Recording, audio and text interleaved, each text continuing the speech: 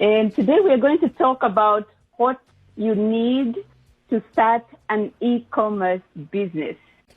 And this is what you need to start selling physical goods. You know, we've been talking about the need for going online right now because of what is happening in our country and throughout the world. And therefore, a lot of people are now considering selling their physical goods online. Today, we are going to start looking at the first two steps of how to start an e-commerce business. And the next three steps, we are going to look at them next week. So let's get started. Trying to establish an e-commerce business is to choose a product, or you have to find a product to sell. Yes. And this is with the assumption that you are just starting completely from the beginning. That is, you don't have a physical product already. So the first step to build an e-commerce business is knowing what products you want to sell to your customers. So we'll be discussing these points as we go along. I see. And this is often the most challenging part of starting a new online business.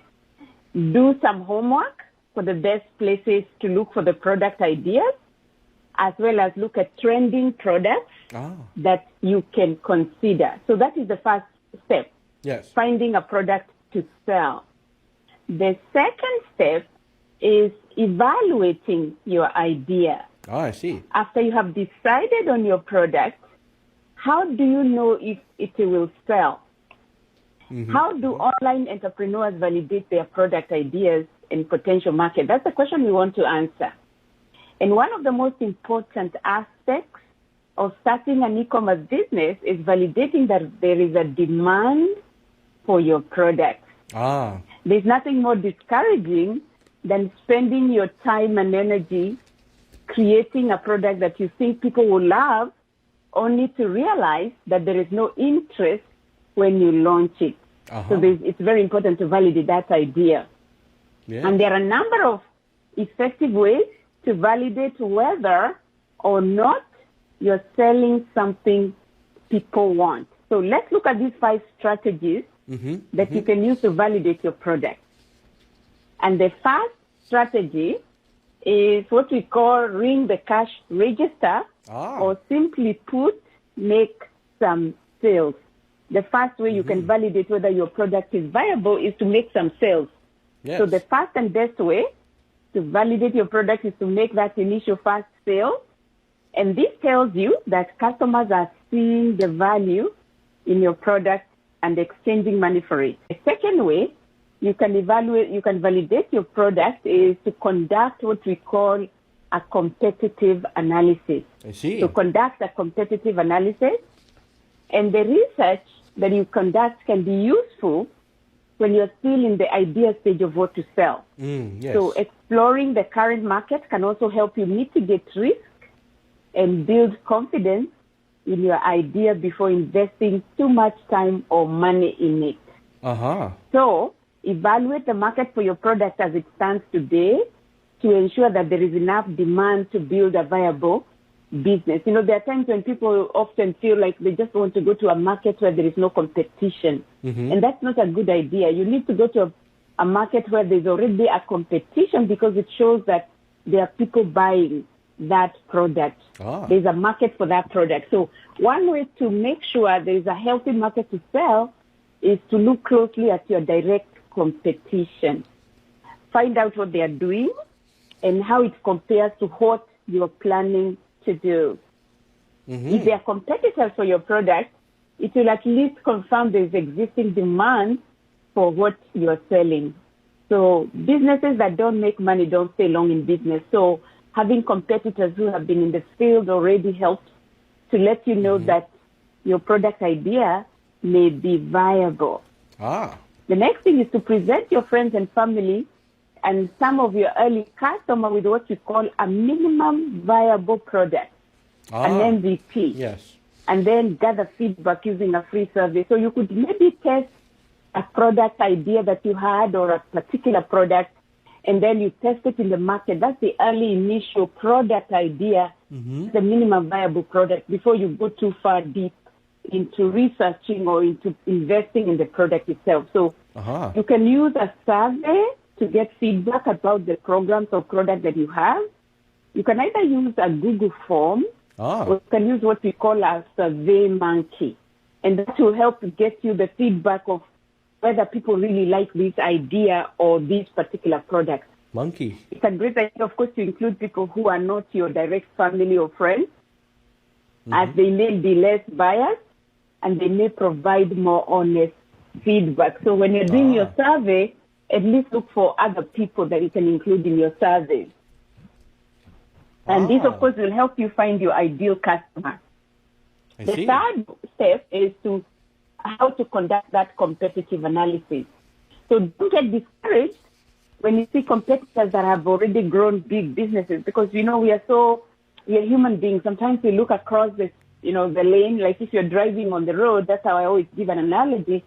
You keep to your lane because, the cars on the side on the other lane, they're going their own direction. And if you're more concerned about your competitors, you'll never get where you need to go. So don't get discouraged when you see those competitors that have already been in the market and they have built bigger businesses than yours.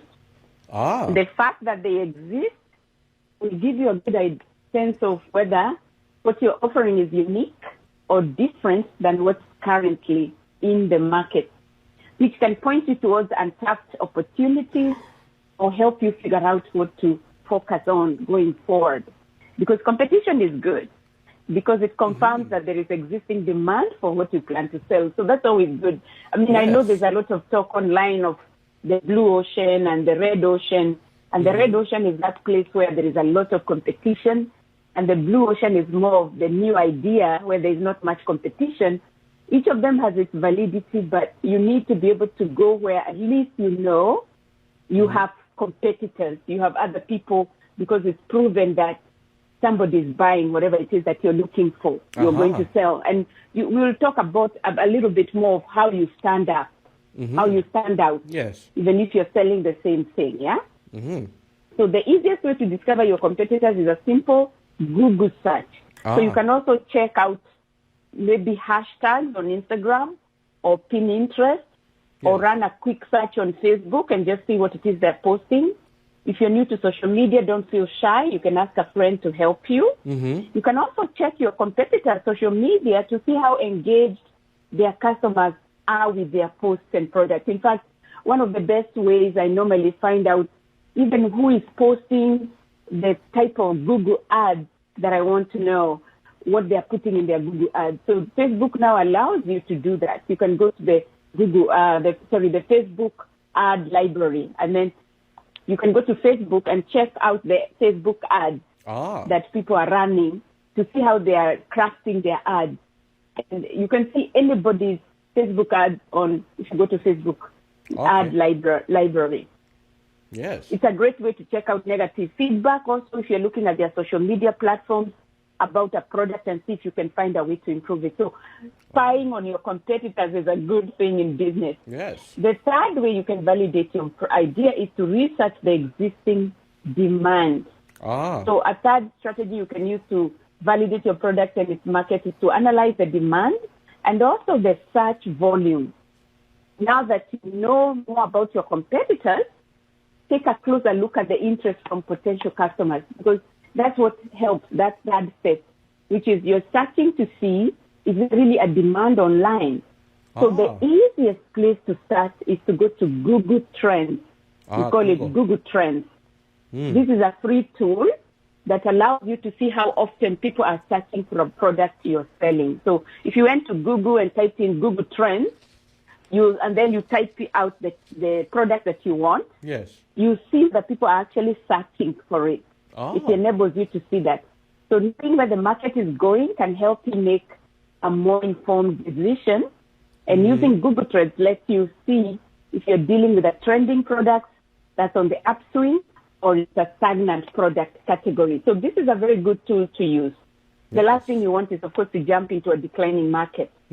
Now, the second tool that you can use to see if there's demand by customers is what we call Google's Keyword Planner tool, Google Keyword Planner tool.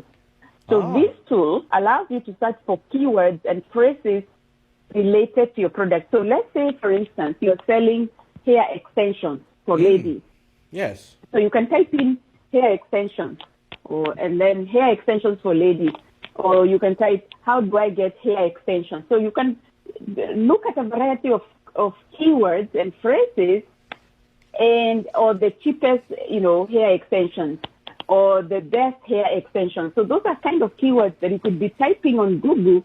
And if you're using Google's keyword planner tool, it's going to bring up all those. It will display the total number of searches for each of the terms you chose. Yes. So you can see, if let's say you're just putting in hair extension, and then you have another one which says the best hair extensions, and you're getting more hits on the best hair extensions. So that is a phrase you can use in your website or even in your social media platforms for selling your product, because it just kind of gives you an idea of how many people are searching for that particular item. Now, the first step for validating your idea is to start a crowdfunding campaign. And a crowdfunding campaign is a helpful, proven option to see there's demand for your product. I see. One of the best benefits of a crowdfunding campaign is that you have a firm timeline, and it requires all of your focus and effort to reach your goal. So if you're interested in running a campaign, it's important to find the right service for your launch. Yes. And there are two very well-known ones, Indiegogo and Kickstarter. So we are about to finish. And so there may be many others. So do more research to ensure that you have the right platform so that you can reach your community when you launch your product. As I come to an end, I'll say you meet customers in person. That is another way you can be able to validate your idea. Yes. If there's a common method is to sign up for a craft fair or a local market, you can go to a farmer's market and test and see if people will buy your product, of course. Yes. That way you'll be able to talk to them and get to hear their feedback. You can also test different price points. For instance, you'll be able to see if you sell it at a certain price, whether people are buying more, you can increase the price and see the response. Yes. And so finally, as I come to an end, what does it take to sell products people want? So first of all, do not let validation turn into procrastination. So the process we just talked about right now, the 5 steps for validating your product, you should not let that lead to procrastination. Don't procrastinate because you're feeling like it's too many steps. Those are necessary first steps before you even start selling your product. Doing the initial legwork and validate your product is undeniably useful. And it gives you the confidence necessary to put yourself out there so that you avoid those costly mistakes and you save time and money. Because every business owner has to learn as they go. So try to get in. Don't try to be perfect, because it's better to be, to get started than just to be perfect. So just keep going one step after another. And once you dip your toes in the water, you get to learn a lot, of course, as you move along. And you're ultimately going to reach to that point where you have that product that people really are looking for. So as I come to an end, I just wanted to say thank you for listening to me. Yes. And this is Anne Gachuhi. And Tony, that's what I had. Absolutely. Yes, they can go to the exponentialdigitaltrainers.com, and there I have a free a free video tutorial on how to launch and market your online business fast. So there again, my name is Anne Gachuhi. I'm a digital marketing strategist, and I look forward to seeing you in the next session.